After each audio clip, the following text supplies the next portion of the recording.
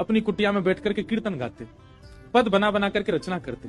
और श्री ठाकुर जी चुपचाप खिड़की से निकल करके आते और सूरदास की कुटिया में अधर आकर के बैठ जाते और कोने में बैठ के थोड़ी पे हाथ धर के चुपचाप सुनते सूरदास जी को। एक दिन ठाकुर जी जा रहे थे राजभोग आरती के बाद, इतने में श्री जी आ गई। कहां जा रहे हो? ठाकुर जी कहीं ना ऐसे ही जा रहा हूं डोलवे। नहीं नहीं सांची बताओ कहां जा रहे हो? ठाकुर जी बोले कहीं ना एक भक्त है के पास जा रहा हूं। श्री जी बोली मैं चलूंगी फिर तो। ठाकुर जी बोले श्यामा जी आप रहने दो, आप यहीं बैठो, मैं ही अकेला हो आऊं।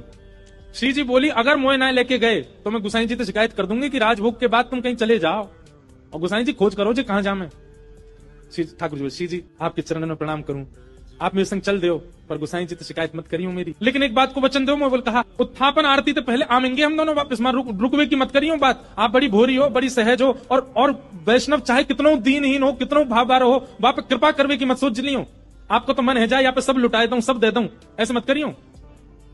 चुपचाप जानो है, चुपचाप आनो है, और मैं इशारा कर दूं तुरंत उठ के आ जाइयो। श्री जी बोले हाँ मैं आ जाऊंगी। ठाकुर जी हाथ पकड़ के श्री जी को ले गए सूरदास जी की कुटिया में। सूरदास जी गा रहे हैं के सर तिलक मोतिन की माला वृंदावन के वासी, नेह लगाए त्याग गए तृण शम डार गए गल फांसी, अखियां हरि दर्शन की प्यासी, हरि दर्शन की। ठाकुर जी बैठ के सुन रहे हैं मंद मंद, श्री जी के नेत्रन से आंसू गिर रहे हैं। ठाकुर जी धीमे धीमे पहुंचे, बोले श्यामाचू हल्ला मत करियो जी, जग जाएगो और जगह को कहा मैं पकड़ लेगो, जान नहीं देगो, और फिर यहाँ पे कृपा कर दी तो फिर सबन पे करनी पड़ेगी, हमारे रो मत। बिल्कुल सूरदास जी ने अपनी लाठी उठाई और उठ करके अपनी कुटिया से बाहर जाने लगे। श्री जी बोली जी कहां जा रहे हो बाबा?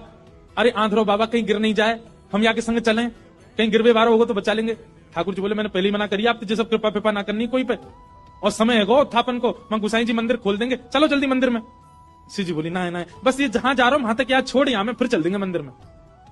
ठाकुर जी बोले पहले ही मना कर रहा हूं मत चलो मेरे संग। आ गई है जबरदस्ती, अब मां मंदिर में हम दोनों नहीं मिलेंगे तो गुसाई जी बड़ी डांटेंगे। श्री जी पीछे पीछे चलन लगी। चलते चलते सूरदास जी भी वहां गए जहां गहरो गड्ढा। सूरदास जी जैसे ही गड्ढा की ओर जाने लगे, श्री जी बोली अरे देखो श्याम सुंदर जी गिर जाएगो बाबा, गड्ढा में गिर जाएगो, या के माथे में लग जाएगी, हाथ पांव में लग, या को पकड़ लो रोक लो।